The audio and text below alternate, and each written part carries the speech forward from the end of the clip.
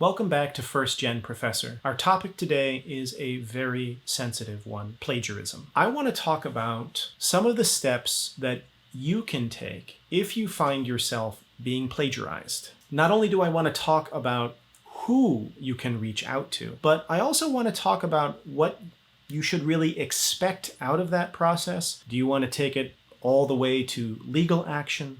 Do you want to take it to a question of academic misconduct, or do you just want to let it go? Okay, well, the very first person that you want to reach out to in a situation like this is a friend, a spouse, a lover, someone you trust. This is not necessarily a person who's going to give you professional advice.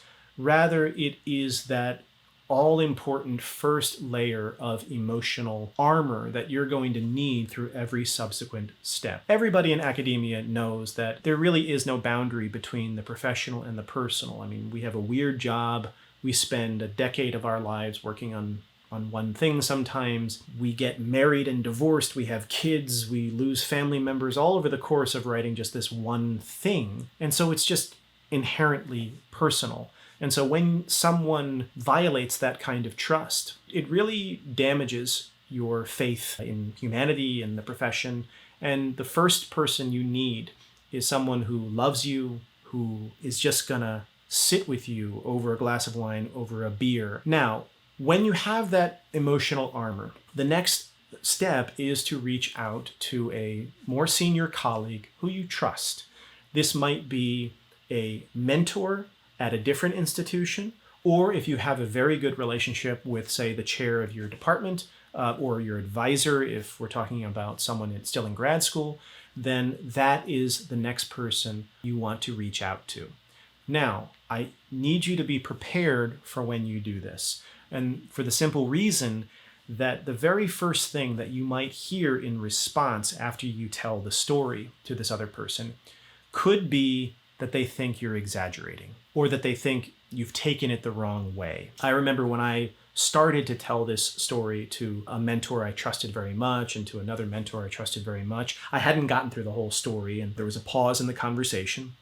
And I remember one person saying, Tom, I know this is really upsetting. It's something you've worked on for a long time, but you should take it as a good thing, because when you work on something as interesting as this, other people are going to work on it too, and that doesn't take away from what you're doing. And so it's true, the advice is true, but in a certain sense, what it added up to is you're not seeing this clearly, you're overly sensitive about this isn't plagiarism. Well, then I kept telling the story. A number of years ago, I received one of the many emails I receive about reviewing manuscripts. I saw the abstract of the study. It seemed right up my alley. I agreed and then downloaded the proposal. With every page of that PDF document I read, my jaw dropped further and further and further. I was staring at my own research, and yet I looked back on page 1 of the proposal, and it was written by somebody else. I had actually sent the unpublished book manuscript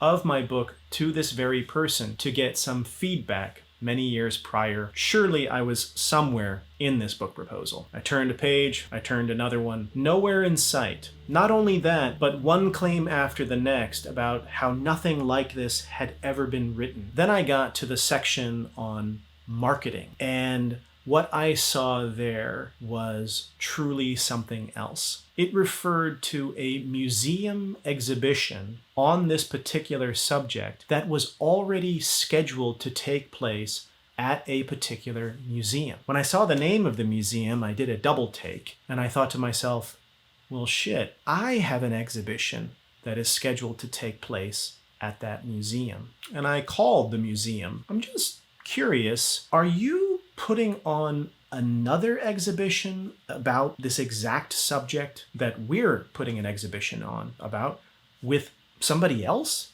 The response came quickly. No, you're the only person doing an exhibition here on that subject. I said, well, I'm looking at a piece of paper which claims that in this month of this year, there is going to be an exhibition with this name, all about the stuff that my exhibition's about. Well, long story short, it was downright spooky. This person knows me. and certainly knew that I was putting together an exhibition on this exact subject.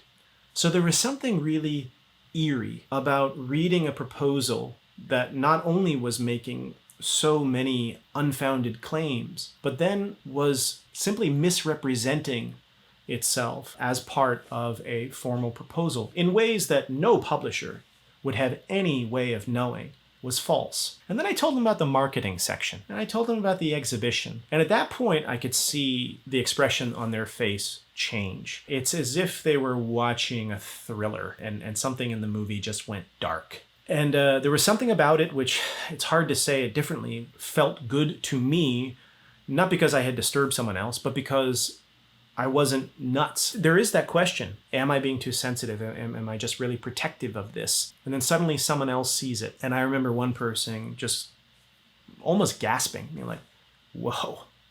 And at that point, all of this discussion about, take it easy, you're not seeing it clearly, evaporated. And it was like, yeah, it's really fucked up. Now, even when someone sees it the way you do, there still, of course, is the question about where do you go? I've since learned that there is absolutely no kind of time limit to taking legal action on this front. Like once someone plagiarizes, they have always plagiarized and they're always vulnerable to that. But there's still the question of whether or not you're going to take that next step, because that next step it's very public, it's very nasty, and it takes time away from other things. Something that I recommend for anyone who has to go through this is I think there are two people that you can reach out to next. One, if you have a publisher you're already working with, your publisher, your editor, the person who took on your project and the person who, knows how much you have invested in this. The other is an attorney. Now, I reached out to my publisher, my editor. I really wanted to get some advice. My first instinct was, it's bad enough that this is being stolen. It's bad enough that this